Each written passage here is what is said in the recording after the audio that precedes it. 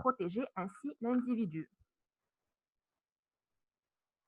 Alors, le principe de la vaccination repose sur la découverte d'un médecin, Edward Jenner.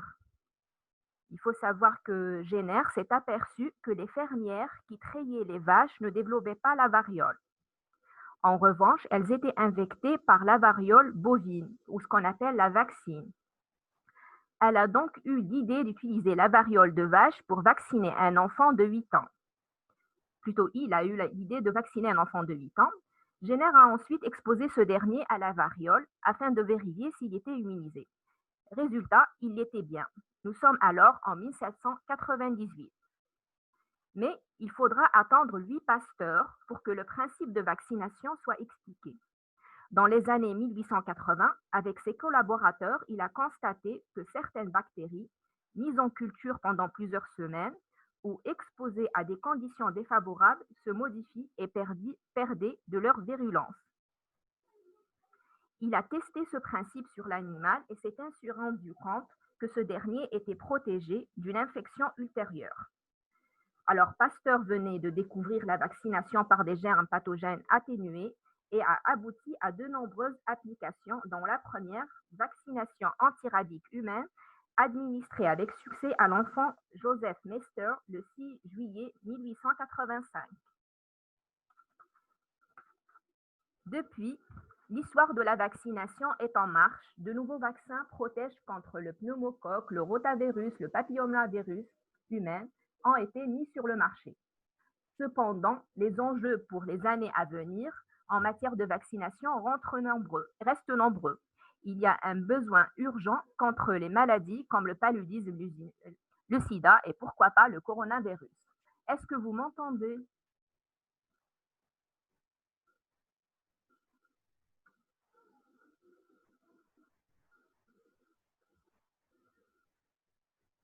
Je continue? Très bien.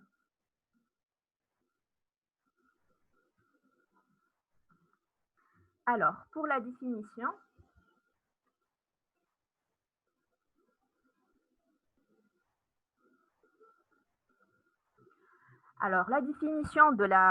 des vaccins, selon la pharmacopée européenne, les vaccins pour usage humain sont des préparations contenant des antigènes ayant la propriété de créer chez l'homme une immunité active spécifique contre l'agent infectant ou la toxine ou l'antigène élaboré par celui-ci.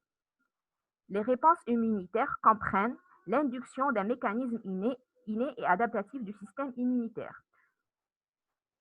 Alors, donc, le vaccin est constitué d'un antigène, il doit induire une réponse immunitaire spécifique contre l'agent infectant ou la toxine ou l'antigène.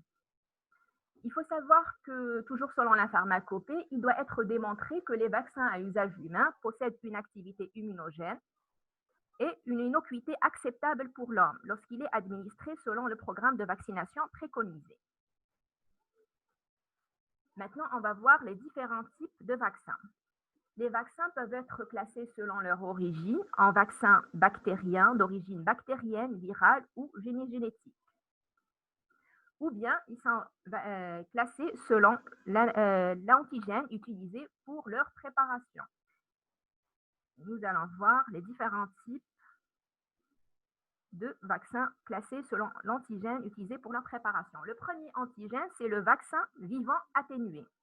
Donc, c'est un vaccin préparé à partir de micro-organismes qui ont été affaiblis en laboratoire par passage successif du micro-organisme sur un organisme différent de l'organisme naturellement atteint, et c'est ce qui a fait Pasteur auparavant, ou par des cultures cellulaires successives.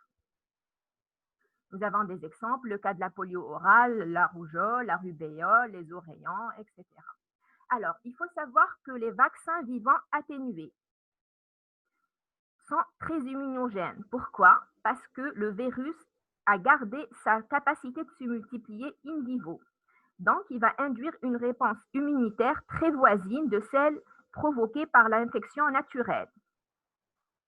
Dans le cas de ce vaccin plutôt, une dose unique peut être suffisante, donc on n'a pas besoin de faire des rappels et pas besoin d'ajouter un adjuvant. Les adjuvants auront pour rôle d'améliorer la réponse immunitaire, on le verra un peu plus tard dans le cours.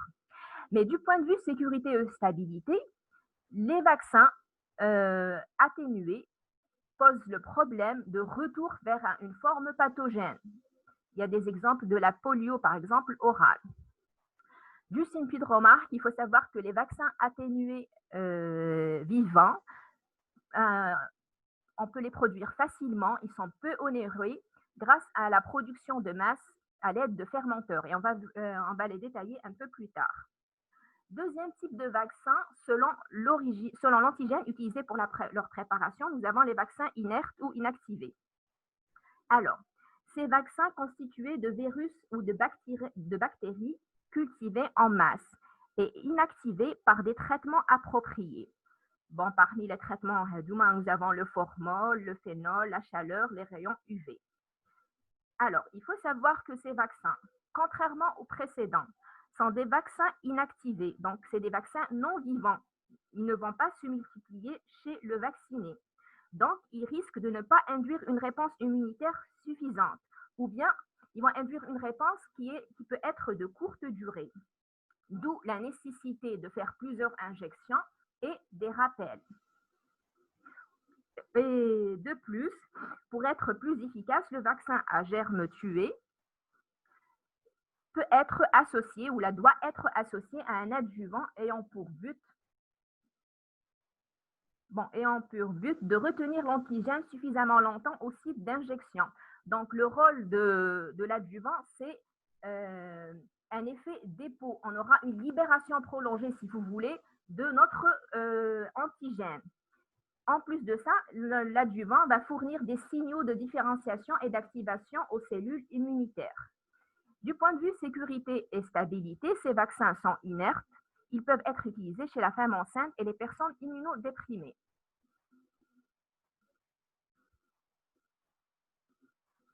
Je continue, c'est bon?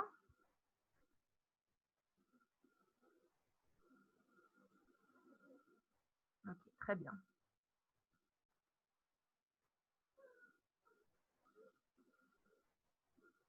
Voilà, je suis en train d'accepter les nouveaux participants. Allez, hop, on continue.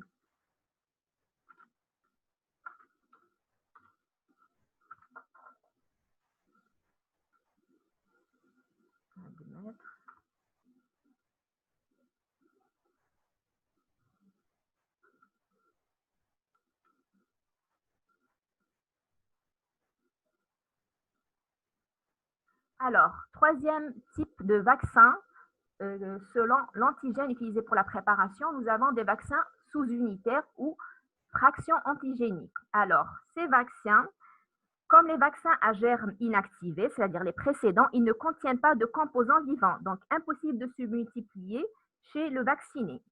Ils diffèrent de ce dernier en contenant uniquement des fragments antigéniques de l'agent pathogène. Ces fragments sont nécessaires pour induire une réponse immunitaire protectrice. Voilà, on a des exemples. Comme exemple, on peut prendre des particules virales fractionnées, des toxines naturelles détoxifiées, c'est le cas de l'anatoxine tétanique et diphthérique, des antigènes capsulaires, c'est les polysaccharides de pneumocoques et des méningocoques, et des antigènes membranaires, c'est-à-dire des protéines bactériennes ou virales. Alors, il faut savoir que ces vaccins ont une immunogénicité faible, donc nécessitent des adjuvants et plusieurs doses.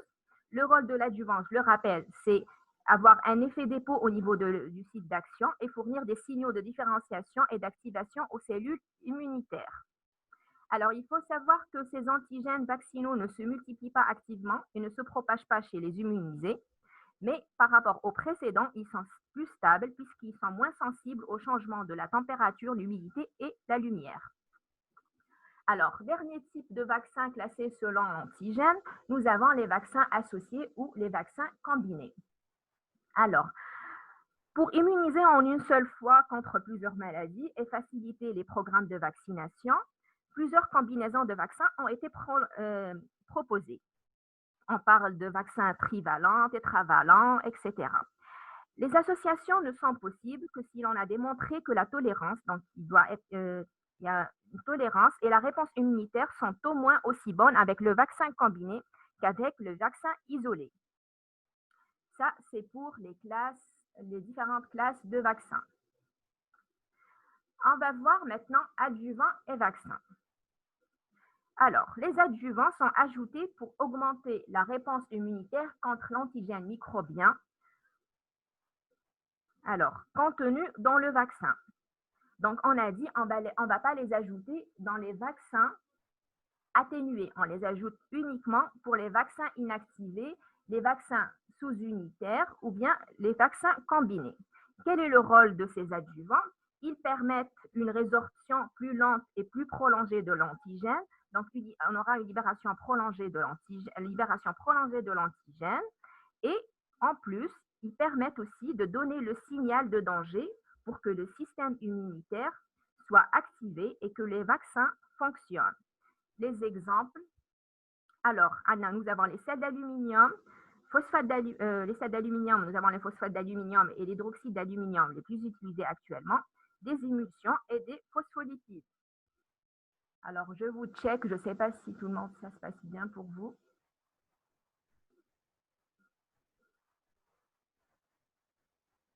Là.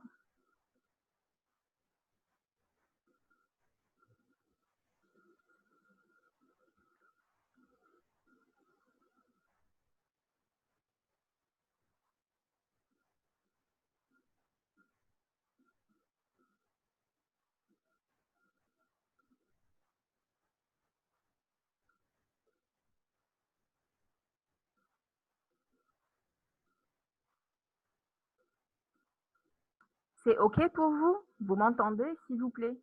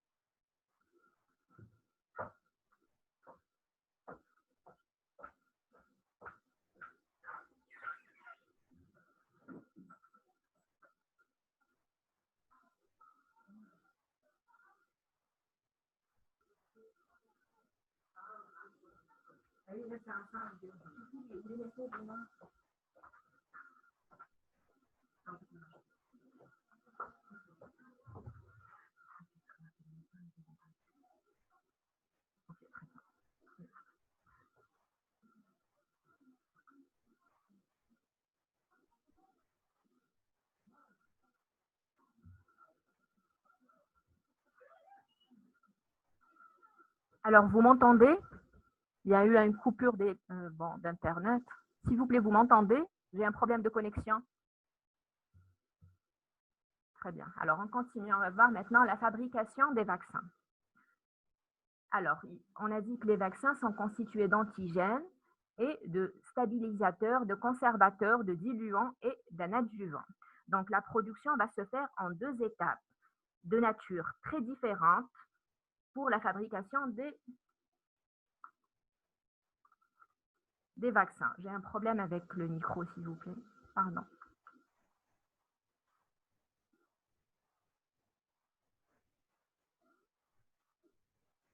Alors, la première étape, c'est la fabrication biologique, donc production de l'antigène qui correspond à notre principe actif. La deuxième étape, c'est la fabrication pharmaceutique. Donc, le principe actif, une fois formulé, sera réparti lors des étapes de fabrication et on aura notre produit fini qui est notre vaccin.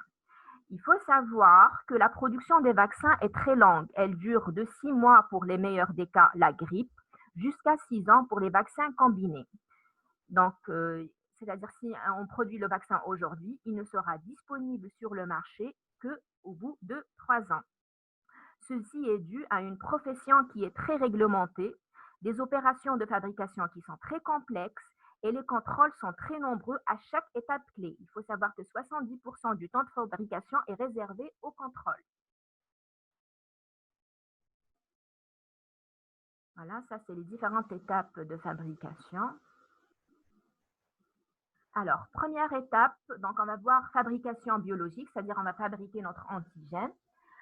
Il faut savoir que les vaccins peuvent être préparés à partir soit d'un agent pathogène, virus ou bactéries, soit de substances élaborées par des agents pathogènes, c'est-à-dire, exemple, les toxines ou les polysaccharides pour les vaccins sous-unitaires. Chaque type de vaccin a son propre processus de fabrication et doit généralement être produit dans un bâtiment entièrement dédié à sa production. Tous suivent néanmoins le même chemin. Alors, première étape, on va faire une culture de germes. Comment ça va se passer? On part d'une banque de germes qu'on va mettre en culture. Ça, c'est un schéma de banque de germes. C'est quoi une banque de germes?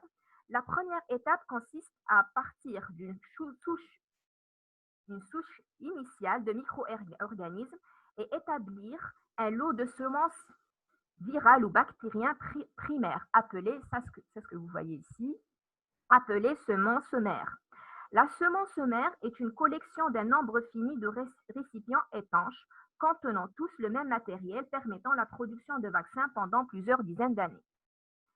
La seconde étape, qu'est-ce qu'on va faire? Consiste à préparer un lot de semences virales ou bactériennes secondaires de travail. Donc, à partir d'une ampoule, donc on va prélever une ampoule de la semence mère et on va préparer la semence secondaire. Voilà, et on va aboutir, à partir de la semence plutôt de travail, on va produire nos vaccins. L'objectif des banques de germes est de disposer d'une source génétique stable à long terme. Il faut savoir que ces lignées cellulaires doivent être bien caractérisées avec des propriétés constantes, stabilité génétique, résistance à la congélation, à la décongélation et leur viabilité sur le long terme, plusieurs dizaines d'années. Alors, les milieux de culture, donc on a dit on va partir d'une banque de germes et on va procéder à la culture. Les milieux de culture sont très complexes. Pour les vaccins bactériens, ils sont obtenus à partir de cultures effectuées sur des milieux liquides, solides, contenant des bactéries vivantes ou tuées. Pour les vaccins viraux, on va utiliser des suspensions de virus cultivées sur œufs embryonnaires ou sur cellules embryonnaires animales. Les conditions opératoires, on parle d'asepsie et de stérilité, comparables à ceux que vous avez vus pour les préparations injectables. Il faut savoir que les paramètres de culture, temps, température, pression en oxygène, mousse, agitation, le pH, l'aération, etc., sont strictement contrôlés durant tout le cycle de production par des automates. Ça, c'est la première étape.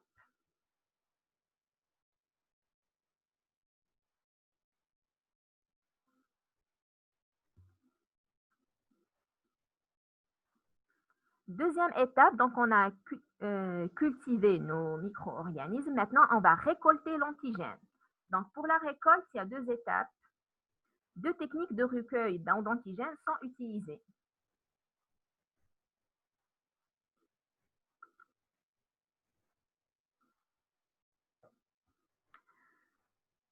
Problème de connexion.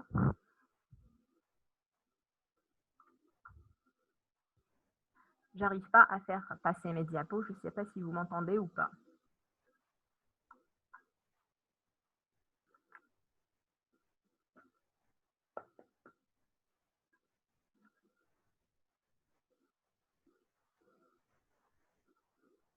C'est bon.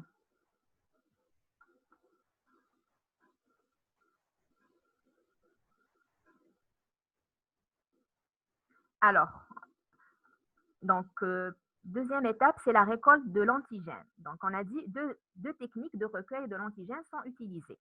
Soit les cellules sont récoltées et le milieu éliminé par centrifugation aseptique pour les antigènes inclus dans le corps microbien, comme pour les antigènes de vaccins de coqueluche à germes entiers.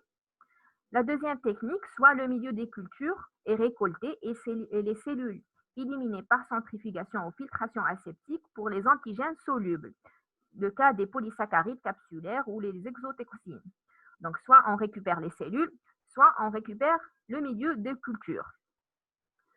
Prochaine étape, donc, on parle de purification. On a notre antigène, on doit purifier. Donc, c'est quoi la purification? Ça consiste à séparer l'antigène des autres constituants, donc les protéines, les endotoxines, les acides nucléiques, etc., provenant soit des germes cultivés, soit des composés apportés dans les milieux de culture. Il faut savoir que l'antigène purifié est obtenu par étapes successives basées sur des propriétés physico-chimiques spécifiques des molécules d'antigène. Donc, selon la taille, la charge électrique, leur densité, leur hydrophilie, on va utiliser différentes méthodes, soit par précipitation à l'aide de sel ou de solvants, par ultrafiltration, par chromatographie, etc. Alors, la purification des produits biologiques ne peut jamais être complète et son degré a une influence directe sur la tolérance et l'immunogénicité et l'efficacité du produit. Alors, le degré de purification d'un antigène a également un impact significatif sur le rendement et donc sur le coût de la production. Si vous vous souvenez, au début, lorsqu'on a classé, on a dit que les germes atténués coûtaient moins cher, parce que ça nécessite moins d'opérations pour la purification. Alors, comparativement aux vaccins vivants atténués, les vaccins inactivés ont un rendement médiocre, car ils demandent des étapes de purification poussées. Ils nécessitent par ailleurs de plus grandes quantités d'antigènes par dose et plusieurs injections sont nécessaires. Par contre, les vaccins vivants atténués présentent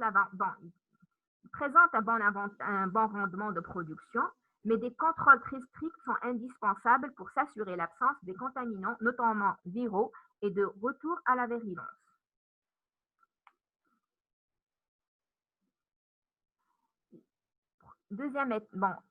Dernière étape, on a notre antigène, on a purifié, maintenant reste à inactiver l'antigène.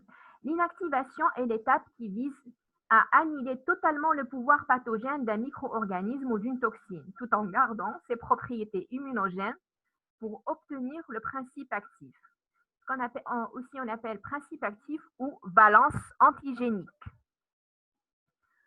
Plusieurs procédés sont utilisés en fonction de l'antigène considéré, soit elle peut être une méthode thermique, c'est-à-dire par la chaleur, ou bien chimique en utilisant le formol ou le formaldéhyde. Alors, l'inactivation doit être au total et respecter la structure immunogénique de l'antigène. On obtient le produit final de l'étape de production biologique d'un vaccin est appelé valence antigénique. Maintenant, on va passer à la production pharmaceutique. Nous avons notre principe actif, on doit le mettre sous forme pharmaceutique. Il faut savoir que les exigences pour les préparations sont les mêmes que pour les préparations injectables. On va faire appel à différents excipients plutôt. Donc, nous avons les tampons, on peut utiliser aussi des isotonisants, des tensioactifs, les immunostimulants, c'est-à-dire les adjuvants, des conservateurs antimicrobiens si le récipient est multidose, bien sûr, et des cryoprotecteurs si on a recours à la lyophilisation. Alors, les différentes étapes vont être les suivantes. Mélange des antigènes entre eux, puis préparation des valences vaccinales. Préparation du produit final VRAC avec addition de stabilisants, de diluants, d'adjuvants. Répartition des produits en doses standardisées sous forme de flacons simple dose, flacons multidose. Dans ce cas, on va rajouter des conservateurs antimicrobiens. Le tube dans des tubes plastiques, ampoules ou différentes seringues. La lyophilisation, il faut savoir que certains antigènes, tels que les vaccins vivants, sont très fragiles pour être gardés en dilution liquide, donc même au froid. Donc, on a recours le plus souvent à la cryodésication. Alors, très important pour la production pharmaceutique, respecter la chaîne d'asepsie, donc travailler dans les conditions d'asepsie et la chaîne de froid. Étape finale, donc on va faire l'étiquetage et la mise en boîte. Une fois qu'on a produit au fur et à mesure de la production, différentes étapes de production, on va faire les contrôle. Alors, ça, c'est les contrôles finaux. Ça, c'est le contrôle final. Donc, premier contrôle, c'est l'identification. Donc, elle peut se faire soit par examen microscopique, c'est le cas de BCG, soit par réaction d'agglutination spécifique coqueluche, typhoïde, grippe, soit recherche des anticorps poliomyélite. Deuxième contrôle, nous avons la stérilité. On va la faire selon les méthodes décrites par la pharmacopée. Ça comporte les recherches des bactéries aérobies et anaérobies et des champignons microscopiques par ensemencement sur des milieux appropriés. La toxicité anormale plutôt. La recherche est effectuée selon la méthode générale décrite à la pharmacopée. Cette recherche consiste à injecter une dose de vaccin par voie intrapéritonéale à 5 souris. Ces dernières ne doivent présenter aucun symptôme dans les 7 jours qui suivent l'inoculation. Si l'une des souris meurt ou présente des symptômes de maladie, l'essai doit être répété. Celui-ci ne sera considéré comme satisfaisant que si aucun animal ne meurt ou ne manifeste de symptômes de maladie pendant la période prescrite. La toxicité spécifique dans le cas des vaccins sous-unitaires contenant des anatoxines. Alors, qu'est-ce qu'on va faire? On va prendre 5 cobayes, vont recevoir en sous-cutané la dose unitaire d'anatoxine. Aucun animal ne doit présenter des signes de la maladie pendant 30 jours qui suivent l'injection. Enfin, on va finir avec la recherche de l'activité. Donc, elle est recherchée soit par la mise en évidence de la protection des animaux, soit par la recherche de la TL50. La conservation. Pour qu'un vaccin soit efficace, il faut qu'il soit conservé à une température adéquate afin de maintenir bien sûr l'intégrité de son activité, de la fabrication jusqu'à utilisation.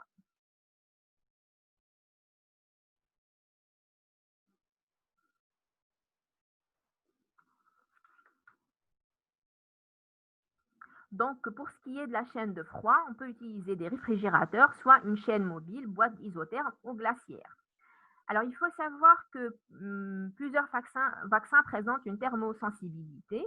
Par exemple, nous avons les vaccins diphtériques et tétaniques peuvent résister à des températures élevées de 37 degrés pendant plusieurs mois. Par contre, le vaccin rugéole lyophilisé reconstitué ne sont stables que pendant quelques heures.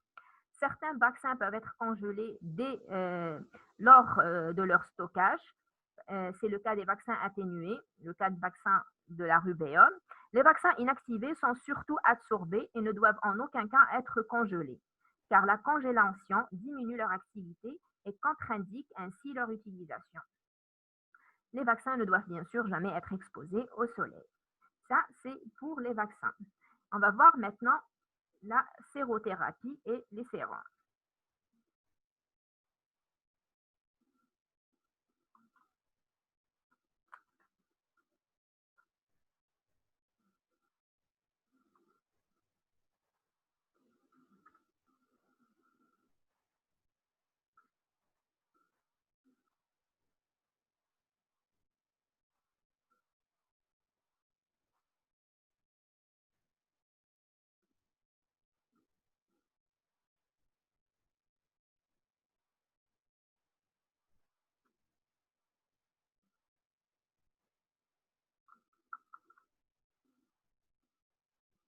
J'ai un problème avec l'ordinateur.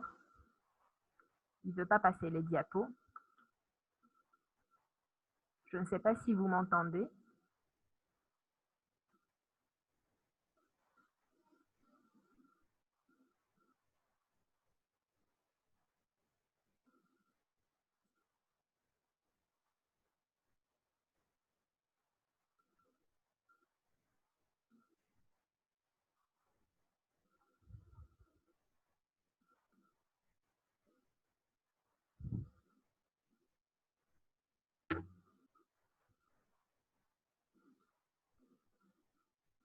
Allez hop, c'est bon. Alors, les sérums, on va commencer avec l'historique. Il faut savoir qu'en 1877, Raymond a protégé une génisse contre la vaccine en lui injectant du sang provenant d'une vache porteuse de pustules, c'est-à-dire elle avait la variole, bovine bien sûr. Il démontre pour la première fois le rôle protecteur du sang d'animal ayant contracté la maladie. Par la suite, il y a eu Richer et Héricourt qui ont injecté aux chiens des cultures de staphylocoque et ont constaté que le sang de cet animal protégeait le lapin contre l'action pathogène du microbe. Ils mettent en évidence le rôle de l'organisme dans l'immunité. Le sang est un vecteur de l'immunité. L'expérience signe l'invention de la sérothérapie. En 1890, Behring et Kitasato ont mis en évidence l'existence d'anatoxine dans le sérum d'animaux vaccinés contre la diphtérie et le tétanos. Les premières tentatives de sérothérapie humaine remontent à 1893-1894, quand Husch utilisait le sérum de convalescent pour combattre la variole. Il faut savoir que la sérothérapie est employée en cas d'envénémation, essentiellement de traitement contre la diphtérie, le tétanos, la rage et contre le paludisme. Si les indications de la sérothérapie se sont progressivement réduites aux quelques pathologies citées ci-dessus, c'est grâce au progrès de la vaccination et l'antibiothérapie.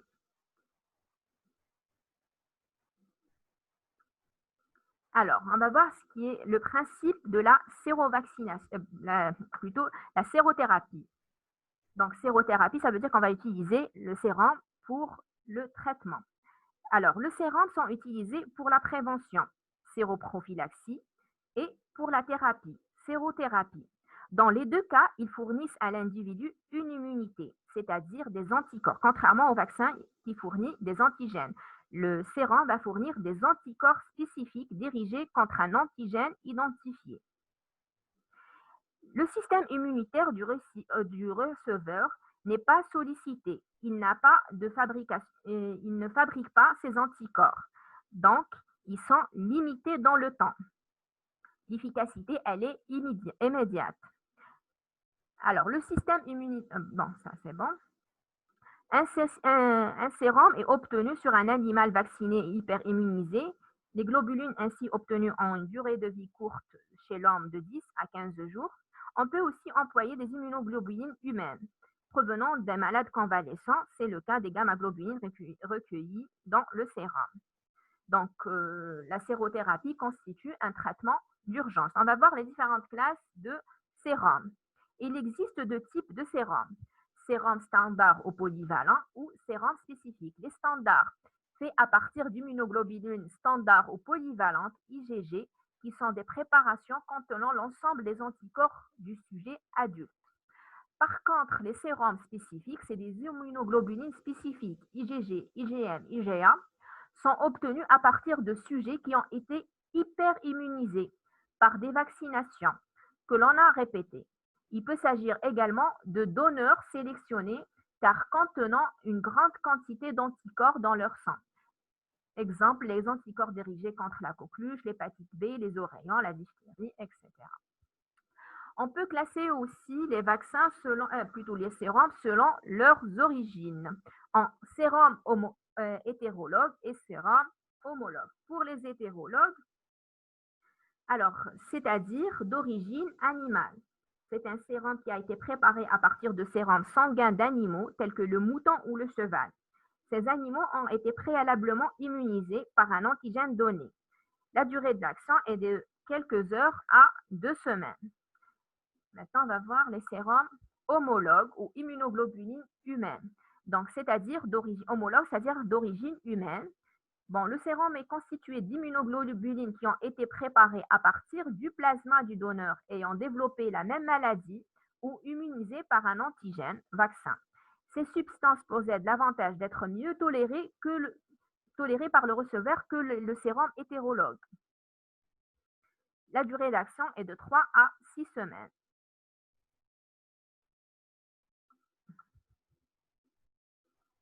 Il faut savoir que les sérums hétérologues posent des problèmes d'allergie avec les fractions albuminiques d'origine animale qui peuvent aller jusqu'au choc anaphylactique. C'est pour ça qu'on préfère les sérums homologues quand ils sont disponibles. Maintenant, on va voir la préparation des sérums d'origine animale. Alors, les sérums d'origine animale, principe, la production des sérums s'effectue chez l'animal, on lui inocule l'agent pathogène, puis on prélève le sérum, on le purifie pour récupérer les anticorps spécifiques polyclonaux plutôt, d'origine animale.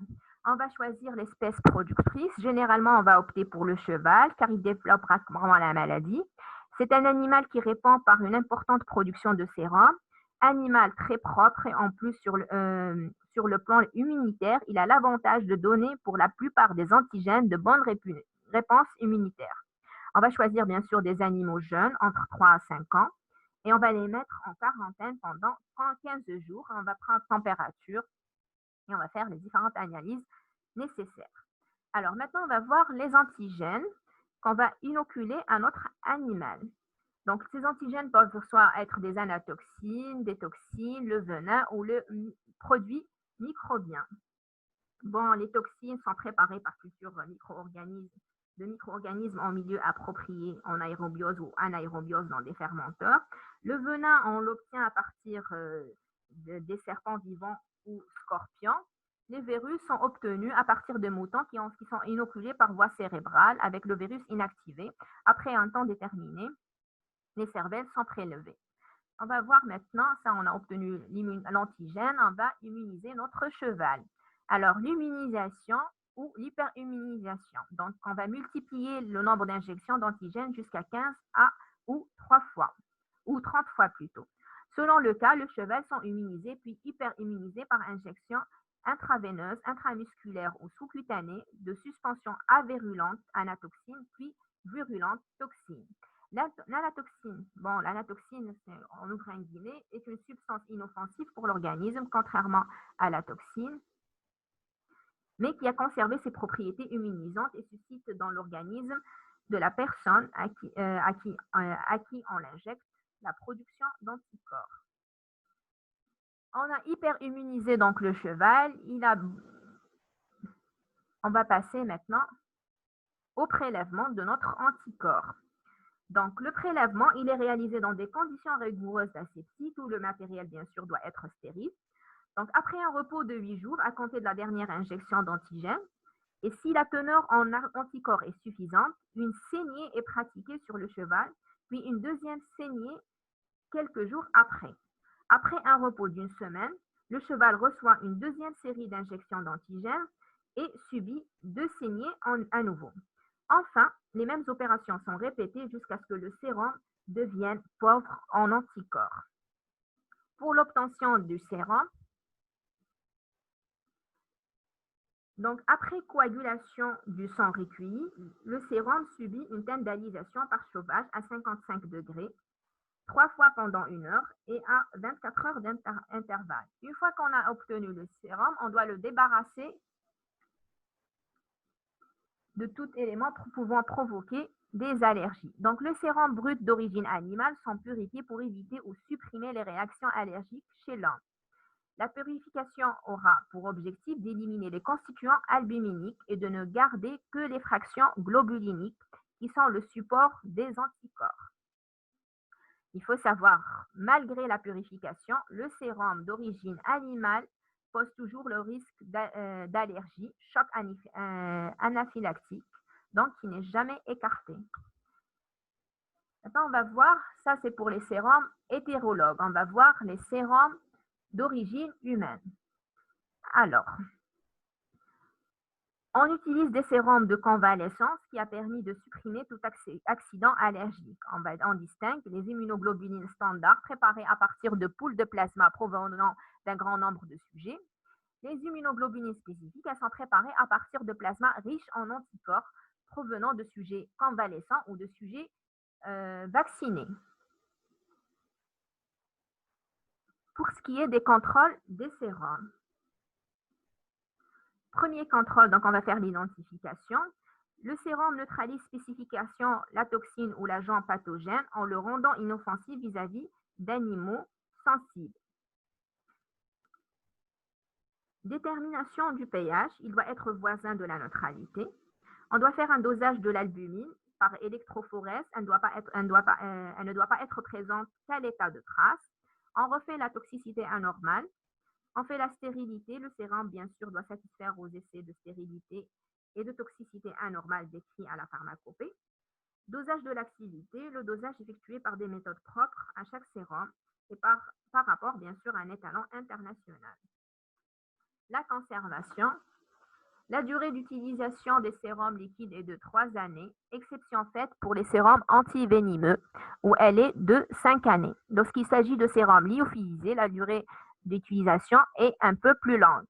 Bien sûr, il doit être conservé à l'abri de la lumière, à plus 4 degrés, et ne jamais être congelé. Si le sérum est trouble ou présente un dépôt, il doit être retiré de la consommation. Quelques exemples, bon, les sérums qu'on utilise couramment, c'est le antitétanique, le antidiphtérique, le antirabique, le antivenimeux et le sérum anti-rhésus, l'anti-D.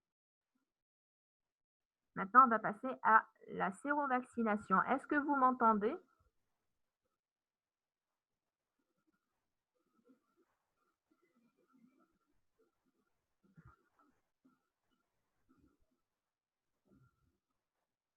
Très bien. On continue alors.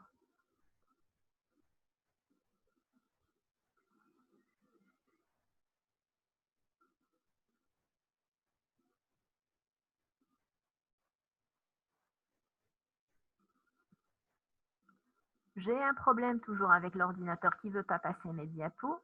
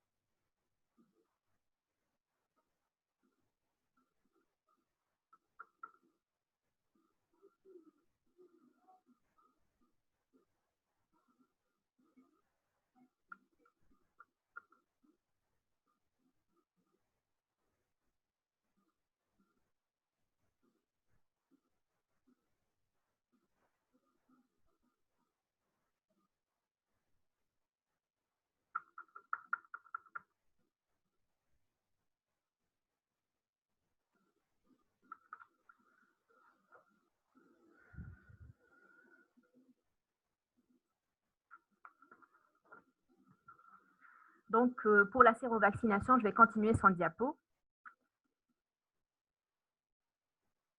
Alors, la sérovaccination, c'est quoi? C'est un procédé permettant d'immuniser un sujet contre une maladie par l'action combinée de la sérothérapie et d'une vaccination. La sérothérapie apportera les anticorps dirigés contre les agents de la maladie en cause et contre les toxines qui secrètent.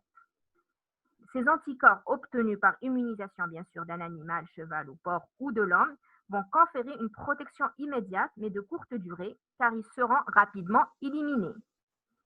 Pendant cette période pourra s'établir une immunisation active et durable, induite par la vaccination, mais dont les délais d'apparition est trop lent pour que seule elle prévienne la maladie redoutée. Les circonstances les plus fréquentes de la sérovaccination sont les risques de tétanos, de rage et de diphtérie.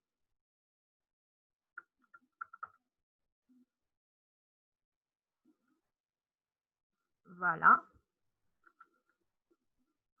Alors, un vaccin, bien sûr, confère conclusion, un vaccin confère une défense active et de longue durée. Le sérum d'une efficacité rapide ne protège pendant un temps de courte durée, de 2 à 3 semaines. Alors, je vous remercie pour votre attention et je vous demande de respecter les mesures de sécurité en attendant un nouveau vaccin ou sérum contre le coronavirus.